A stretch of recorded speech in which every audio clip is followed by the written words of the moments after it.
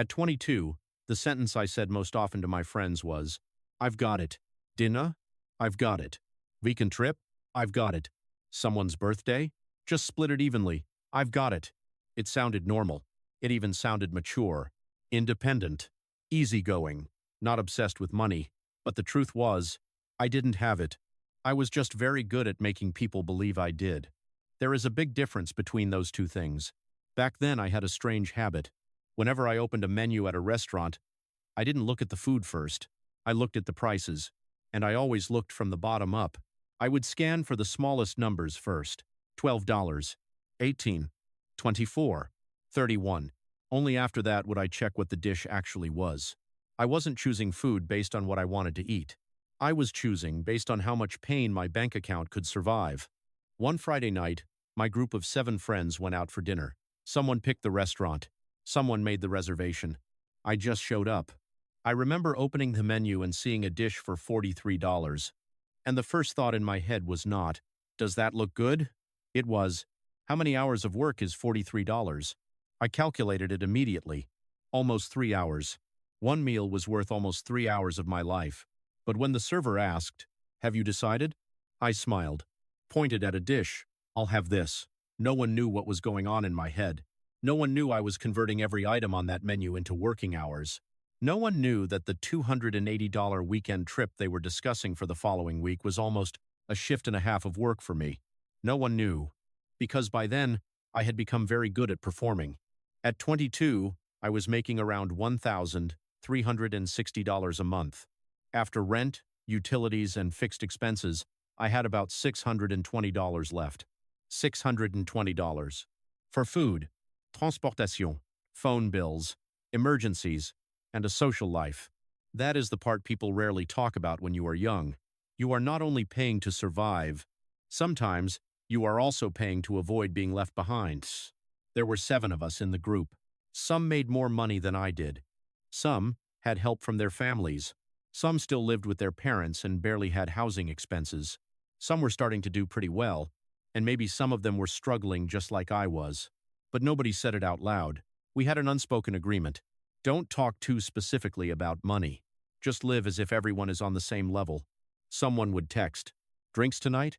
Everyone. I'm in. Someone would say, let's rent an Airbnb this weekend. Sure. Someone's birthday came up. Let's all chip in and get something nice. Sounds good. Nobody asked, can you actually afford this? And even if they had asked me, I would have said, yes. I was terrified of being the person who ruined the mood. I was terrified of hearing, well, if you can't come, we'll still go. That sounds harmless. But to a two-year-old, trying desperately to belong, it feels like getting cut from the team. I wanted to belong, and I was willing to pay for that feeling. One night, we finished dinner. The bill came, $280. Someone looked at it and said, let's just split it evenly. Easier that way. I knew I had eaten less. I had not ordered appetizers. I had not ordered alcohol. I had not ordered any extras. But I still said, yeah, sure. I paid my share. Then I stood up. I'm going to the bathroom. I wasn't going because I needed to use the bathroom. I went there to check my bank account. I locked the door, pulled out my phone, opened my banking app. $31. That was all I had left. $31 until payday. I still remember the harsh white light in that bathroom, the sound of running water, people talking outside. I stared at that number longer than I needed to. Then I turned off the screen, washed my hands, looked at myself in the mirror, and practiced looking normal again. Then I walked back out, smiled, sat down, kept talking like nothing had happened. Looking back now, I realize I did not pay for dinner that night. I paid to keep the performance alive. I call that comfort tax. It is the price you pay to protect the feeling, I still belong here. You pay so you don't have to say, I can't afford this. You pay so you don't have to confront the financial gap between you and the people around you. You pay to protect the mood, your image, your place in the group. But comfort tax was only the first layer. Later, I realized there was a much bigger tax, friendship tax. At one point, I went back and calculated almost an entire year. Dinners, gifts, taxes, trips, social events I honestly did not even want to attend. Times I split bills that I knew were unfair to me. The total came to around $2,890, almost $3,000. For someone earning barely over $1,000 a month, that was not pocket change. But the scary part was not the amount. The scary part was why I spent it. I was not spending because I wanted to. I was spending because I was afraid. Afraid of being seen differently. Afraid of looking poor. Afraid of being called cheap. Afraid people would stop inviting me. There was even a period when I turned off my banking notifications. Every time I spent money, my phone showed my balance. I hated seeing it, so I turned the notifications off. That was how I dealt with reality back then. I did not fix my behavior. I just stopped looking at the consequences. I think a lot of young people make this exact mistake. Having little money is not the biggest problem. The bigger problem is having little money while trying to live at the pace of people who have much more. That is what destroys you. You make $1,500 but live like someone making $4,000. You borrow money to go out. You use credit to buy gifts. You spend next month's money to maintain this month's image. Then you tell yourself, you're only young once. No. Being young is not a license to be stupid. I did exactly that. And I paid for it with years of anxiety. Around 26, I started changing. There was no dramatic transformation. I just got tired of constantly living according to other people's plans. I wanted to focus more on work. I wanted to save. I wanted to learn. I wanted to spend Friday nights building something for my future instead of sitting in the same place, having the same conversations we had already repeated for years. And this was when my relationships started to change. But not in the way people expect. There was no fight, no betrayal, no blocking, no dramatic announcement. We're not friends anymore. Everything just slowed down. Messages that used to get answered in minutes started taking hours, then a full day. Invitations like, "Are you coming this weekend?" used to get an immediate, "Absolutely." Then it became, "Let me see." And eventually, "Let me see," became silence.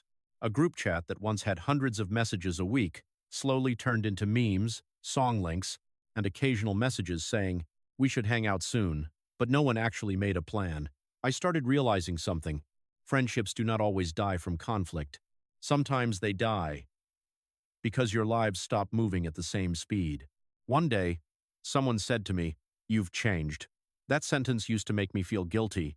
My first instinct was to deny it. No, I haven't. I'm still the same. I've just been busy. I was terrified of being seen as the person who abandoned his friends. But the older I got, the more I realized, "You've changed," is not always an accusation. Sometimes it is simply true. Of course I changed. If I reached 30 and still thought like I did at 22, spent money like I did at 22, and let other people define my life the way I did at 22, that would have been the real failure. This was when I developed another idea, the exit interview. Not a literal interview. You do not need to sit down across from someone and ask, "Are we still friends?" It is the interview you conduct privately in your own mind. I started asking, where is this relationship actually going? Do we still respect who each other has become? Or are we only holding on because we have history? I realized that friendship is not only about depth, it also has direction. Two people can care deeply about each other. But if one person is moving toward discipline, growth, building, saving, responsibility, while the other person wants everything to stay exactly the same, distance will eventually appear. That does not automatically make one person right, or the other person wrong. It just means the direction changed. This was also when I changed the way I measured friendship. When I was younger, I measured it by fun. Do I enjoy being around this person? Do we laugh? Do we have things to talk about? Do we have a lot of memories? Later, I started measuring friendship by something else. Honesty. Am I allowed to tell the truth around this person? Can I say, "I don't want to spend money on that this month. I don't want to go on this trip. I disagree with you. I think you're sabotaging your own life," without being terrified that the friendship will collapse? If a relationship only survives when I stay pleasant all the time, then that is not a safe relationship. That is a stage. And I was tired of performing. After 30, my contact list exploded. Work, clients, colleagues, partners, friends of friends, people I met at events, people who introduced me to opportunities, names with job titles next to them: founder, CEO, consultant, marketing director, investor. At one point, I thought having more numbers meant having a stronger network. Then I noticed something I now call contact gravity. Your contact list slowly gets pulled toward work. It starts representing projects more than people. You can have 700 contacts and still have no idea who to call at 2 in the morning when your life falls apart. You can know dozens of impressive people and not have one person who knows you nearly broke down last week. You can get invited into beautiful rooms and still have no one you can tell the truth about your finances. I once had a conversation with a woman named Amara. She was not an old friend. We did not have 10 or 20 years of history. She did not know what school I went to. She did not know who my first girlfriend was. But she looked at the way I was running my business and asked, "Why are you pricing it like this?" I started explaining. Competitors, the market, costs, clients. She listened. Then she said, "I think you're pricing based on what you feel you deserve, not based on the value you create." I did not like hearing that. It hit exactly where I did not want to look. And often the most valuable sentences do. I went home and reviewed everything. I realized I had been positioning myself too low. I had turned insecurity into a pricing strategy. So I changed the offer, changed the pricing, changed the way I communicated value, changed the type of clients I was targeting. Over the next few years, the financial impact of those changes added up to more than $90,000. One conversation. No flattery. No, you're amazing. No, just keep going. Just one honest question. That was when I started thinking about something else. Honest friend return. The return you get from honesty. Of course, I do not choose friends based on money. But I started to understand that a good friend does not only make you feel comfortable, a good friend helps you see your blind spots. A person willing to say, "You're doing this badly. This is your problem. It's not the market. It's you," can sometimes be more valuable than hundreds of people constantly patting you on the back. I once spent almost $3,000 a year protecting my sense of belonging. Then one honest conversation changed tens of thousands of dollars in my life. That math stayed with me. At 37, a friend I had known for almost 19 years contacted me. He asked to borrow money. Not a small amount. I read the message twice. I knew our history. Almost 2 decades. Long enough to remember many versions of each other. If this had happened when I was 25, I probably would have sent the money, even if I did not want to, because the 5-year-old version of me was terrified of one word, cheap, terrified of hearing, "You changed after you got money," terrified he would tell other people. But at 37, I said, "No, I did not invent an excuse. I did not say the money was tied up. I did not say I had some family emergency. I did not say my account was frozen. I simply said, 'I can't lend you that amount.' Then came 6 weeks of silence.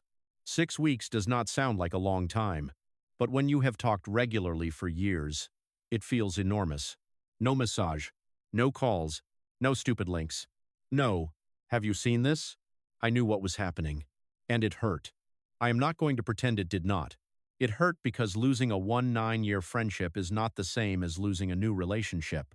You do not only lose a person, you lose part of your history.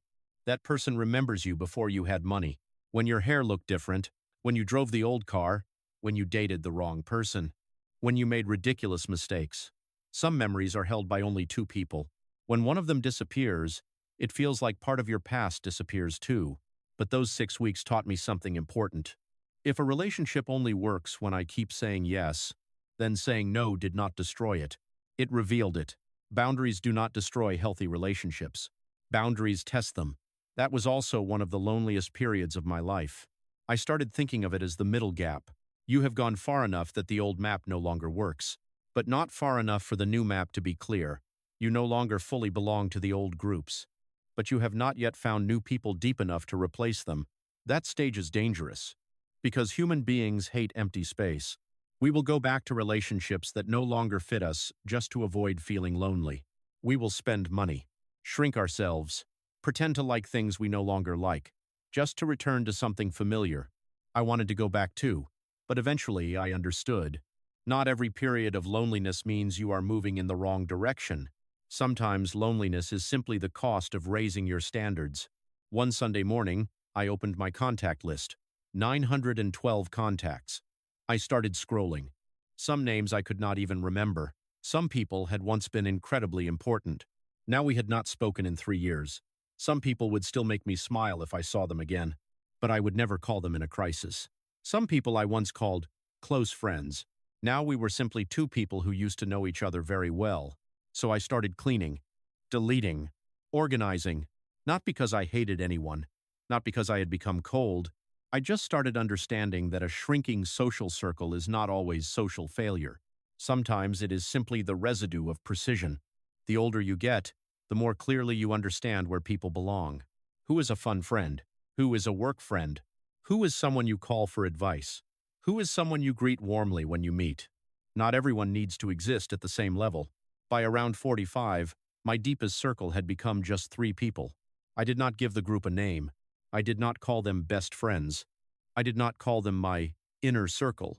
I did not need to. Those 3 people met a completely different standard from the one I had at 22. They knew the real numbers. Not, business is going pretty well. Not, I'm doing okay. They knew my actual net worth. They knew how much I had lost. They knew what financial mistakes kept me awake at night. They knew when I thought I was in control but actually was not. They had also seen some of the worst versions of me. Small, jealous, arrogant, scared, defeated, saying stupid things, acting nothing like the polished version people outside might see. And most importantly, they never used those moments as weapons. They never brought them up in an argument just to hurt me. They never used private things I had admitted in weak moments to elevate themselves. They never judged my entire character based on my worst season.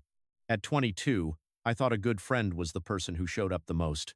At 45, I think a good friend is someone around whom you do not have to perform. One morning at exactly 7:14, one of those 3 people called me. There was no special occasion, no birthday, no crises. He simply asked, "You okay?" My automatic response was already there. "I'm fine." The same old reflex. Just another version of, "I've got it." But I stopped. And I said, "No. This week has been rough." There was a pause on the other end. Then we talked. No one tried to fix me. No one lectured me. No one told me to stay positive. No one turned it into a competition over who had suffered more. It was just a real conversation. After that call, I sat there thinking about the two-year-old version of me standing in that bathroom. $31 in the bank. A dinner bill just split evenly. Water running. White fluorescent lights. Practicing a smile in the mirror. If I could go back and talk to him, I would not say, "One day, you're going to make a lot more money."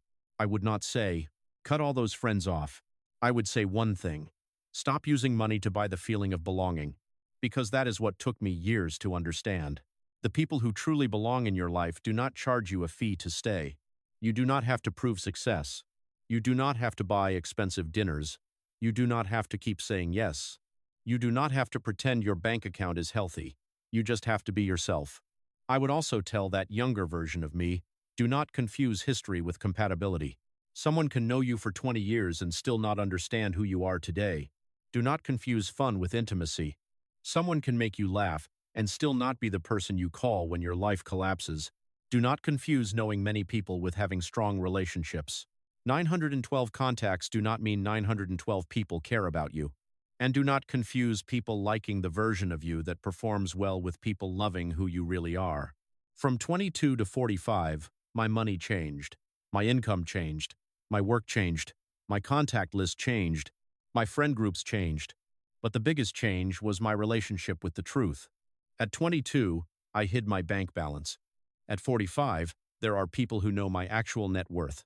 At 22, I was terrified to say, "I can't afford that." At 45, I can say, "I don't want to spend money on that." At 22, I used money to keep people. At 45, I use boundaries to understand who should stay. That is the real distance between those 2 versions of me.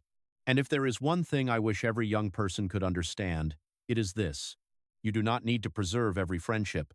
You need to preserve the friendships that allow you to stop performing. Some people will leave when you say no. Some people will drift away when you change. Some people only like the version of you that is pleasant, generous, available, and easy. Let them go. Because anyone who only stays when you keep paying, keep agreeing, keep smiling, and keep making them comfortable, is not really staying for you. They are staying for the performance. The day you stop performing is the day you discover who is actually there. Your circle may get smaller, much smaller. small enough to scare you, but 3 people who truly know you can be worth more than 900 names sitting silently in your phone. It took me more than 20 years to understand that. I hope it does not take you that long,